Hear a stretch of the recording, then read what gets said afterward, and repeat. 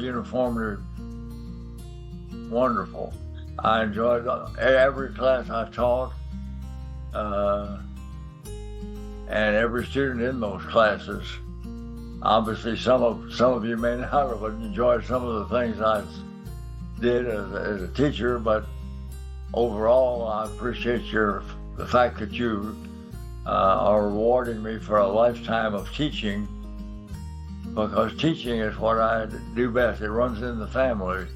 My father was professor of speech and drama at TCU, and one of my sons, Lewis, is teaching now full-time at the University of Texas in Austin.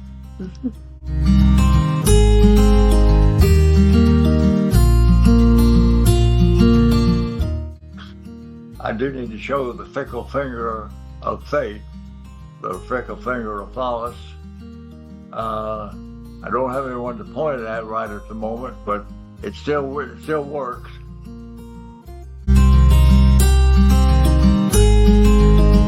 And one of my famous statements is, "You can't not know." This was never meant as a means of humiliating a student. It was meant because the student usually did know. It was just a little uneasy about blurting out an answer that could be wrong and might make him look ridiculous. But in most instances, the student did know the answer, did know it correctly. And if you just said, "But you can't not know," he could come through and say it, and say it very well indeed. So that became to be a sort of a password of mine. You can't not know. We used to have a once a week afternoon touch football game at a nearby park, and anybody that liked to throw the football around and just run around and get some exercise could show up, and we'd add them in, and away we'd go. I've always enjoyed playing football. I'm not very good at it. I even tried to play in college, unsuccessfully, I might add. But yeah, there was a touch football game once a week, weather permitting, and a lot of students rotated through the small groups that would assemble on one or two afternoons a week for a touch football game. That was very enjoyable.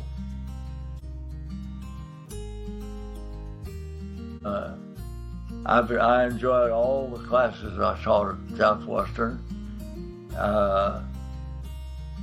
They all were interested, conscientious, and I think they learned a great deal because they did very well in the third and fourth years on the wards, utilizing some of the information that they picked up as students in the second year.